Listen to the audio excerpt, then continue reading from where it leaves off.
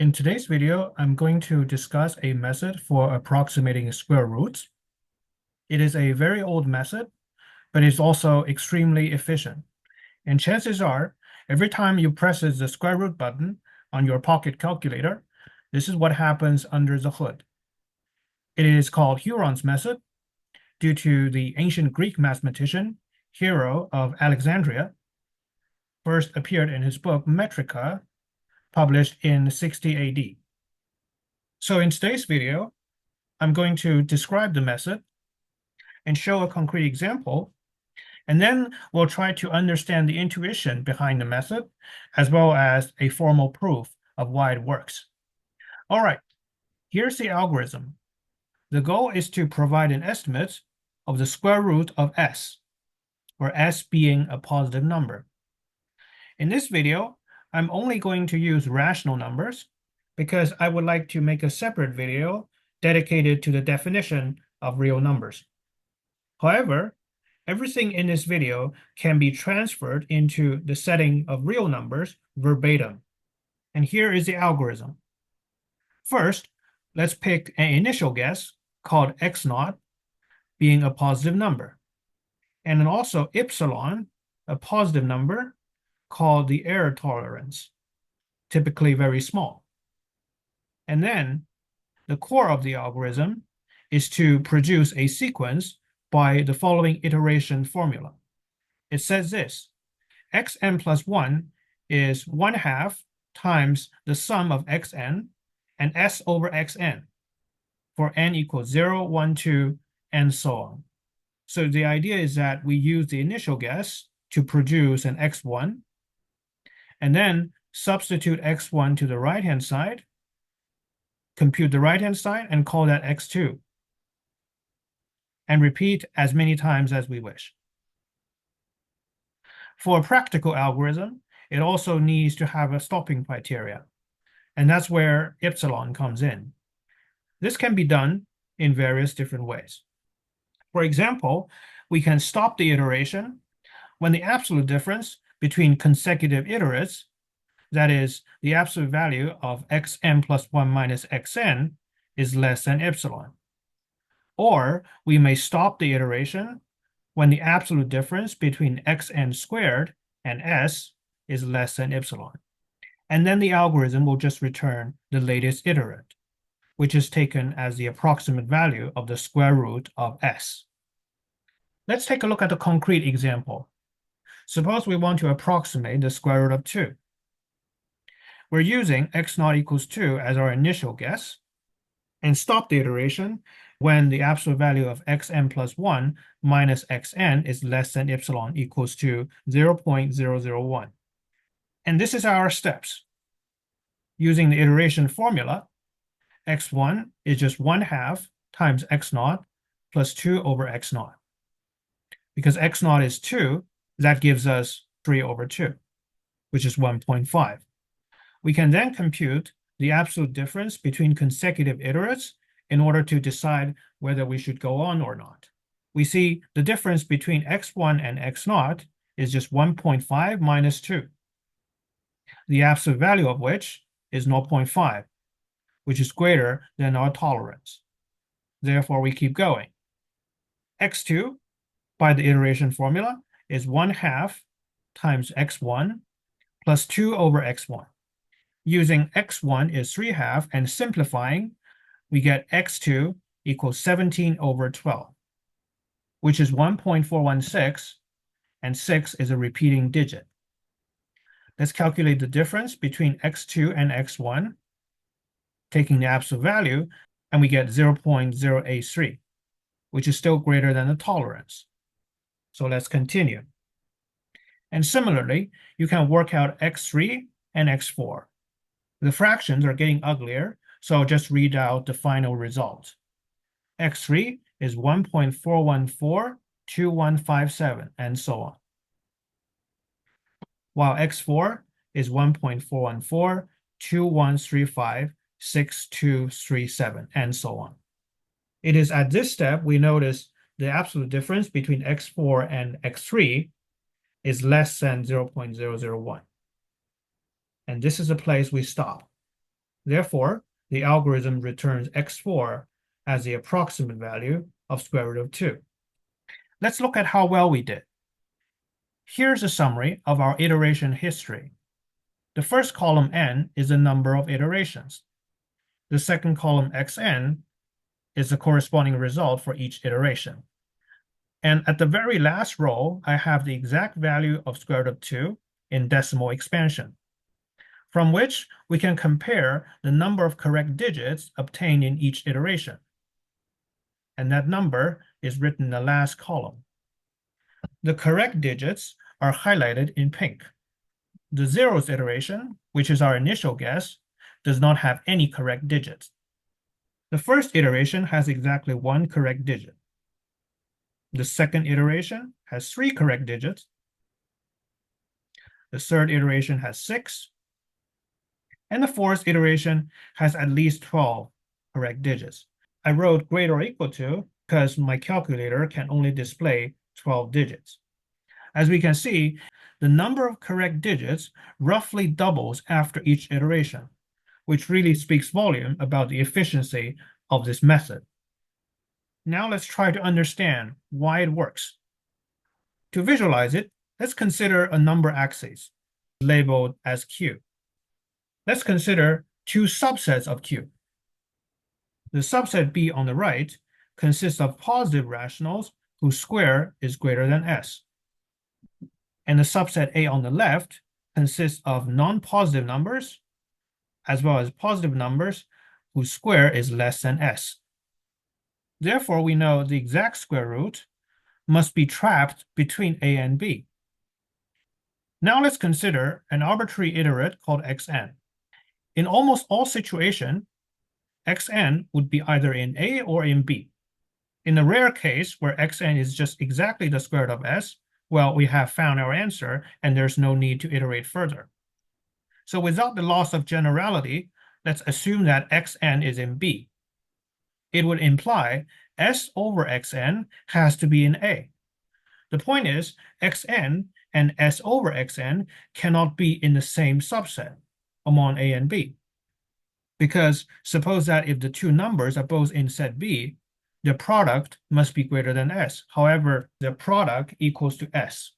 So therefore, exactly one out of the two numbers xn and S over xn has to be an overestimate of the square root, and the other has to be an underestimate of the square root. And now let's consider our iteration formula. It says xn plus 1 is exactly the average of those two numbers. By taking the average of an underestimate and an overestimate, the new iteration is getting closer to the exact value. And aside from that, we also have an alternative visualization. This visualization requires some calculus. That is, Heron's method is really just a special case of a much wider class of algorithms called Newton's method. We can recast our problem of approximating a square root as an equation-solving problem.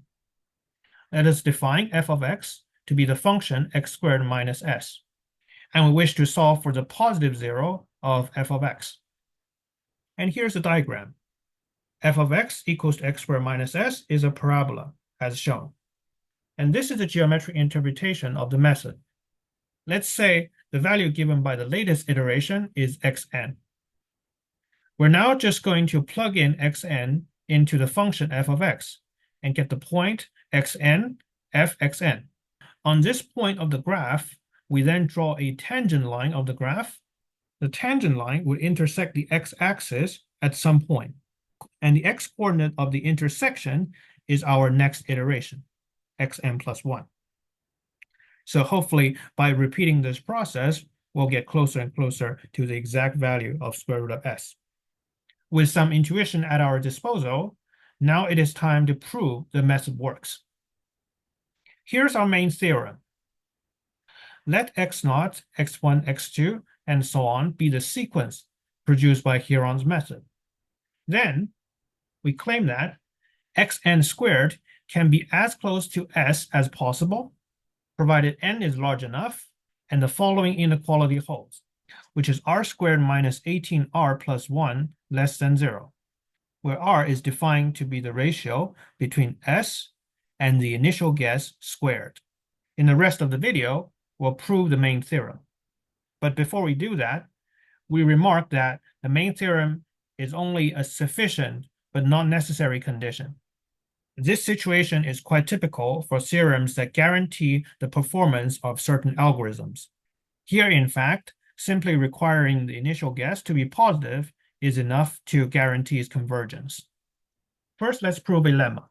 So this essentially says, doesn't matter what your initial guess is, the square of the next iteration will be greater or equal to s. And the proof is very straightforward. Now we're ready to prove the main theorem. In the proof above, we essentially derived an identity, which is xn plus 1 squared minus s equals xn squared minus s bracket squared divided by 4 times xn squared. And because by the lemma, we have xn squared greater or equal to s for n equals to 1, 2, 3, and so on, we can write the following inequality, which is the right-hand side less than or equal to xn squared minus s bracket squared divided by 4s. We know there's certain similarity between the left-hand side and the right-hand side of the inequality. So the next trick brings them even more similar. We're going to divide both sides by 4s. And this way, we have xn plus 1 squared minus s over 4s less than or equal to xn squared minus s over 4s, the whole fraction squared. We define dn to be xn squared minus s divided by 4s. So star can be more compactly written as dn plus 1 less than or equal to dn squared. But since we also know from the lemma, dn plus 1 is also non-negative. This chain of inequalities for dn will then produce an upper bound for dn. And here's how it works. d2 is less than or equal to d1 squared. d3 is less than or equal to d2 squared is less than or equal to d1 raised to the power of 2 times 2. Similarly, we can deduce d4 is less than or equal to d1 raised to the power of 2 times 2 times 2. And following this pattern, we can clearly see dn is less than or equal to d1 raised to the power of 2 to the n minus 1 power. And this is true for all n equals 1, 2, 3, and so on. And we arrive at the following important error estimate. We have xn squared minus s less than or equal to 4s times d1 raised to the power of 2 to the power of n minus 1. This is nothing but using our definition for dn. And this very upper bound pretty much implies our main result. We can see that when d1 is less than 1, the difference between xn squared and s can be arbitrarily small. We can prove it by contradiction. Suppose it is not the case. That means there's always going to be a finite non-zero gap between xn squared and s. In other words, we suppose for some epsilon greater than 0, xn squared minus s is always greater than epsilon for every n. And this leads to a contradiction. The upper bound 4s times d1 raised to the power of 2 to the n minus 1 must also be greater than the gap epsilon. Manipulating this inequality, we get d1 reciprocal raised to the power of 2 to the n minus 1 is less than epsilon over 4s. The right-hand side is a constant, while the left-hand side is an increasing function of n without bond. And this is clearly impossible. At this point, we pretty much proved our theorem. However, we do need to make sure that the condition d1 less than 1 is true. After some straightforward algebra, we have d1 equals to 1 minus 2r plus r squared divided by 16r, where r is the ratio between s and x naught squared. And therefore, the condition d1 less than 1 is equivalent to the inequality r squared minus 16r plus 1 less than 0. And this is exactly the hypothesis we listed in the main theorem. So this completes our proof for the main theorem. And at the very end, we can visualize this inequality for r. So we want r to be not too small nor too large. But the story isn't over yet. Let's recall the observation we had when computing the square root of 2. The correct number of digits roughly doubles after each iteration.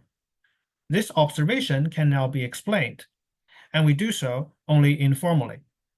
So now we can rewrite the identity in the proof for our lemma as xn plus 1 squared minus s divided by xn squared minus s bracket squared equals to 1 over 4xn squared. And because xn squared is approximately s as n is large, we have the right-hand side roughly equal to constant. So this is the same as saying the new era, represented by the term xn plus 1 squared minus s, is roughly equal to a constant times the old era squared. And this explains why the number of correct digits roughly doubles after each iteration. And that's the end of today's video. If you enjoy my content, please consider like and subscribe. Thank you, and see you next time.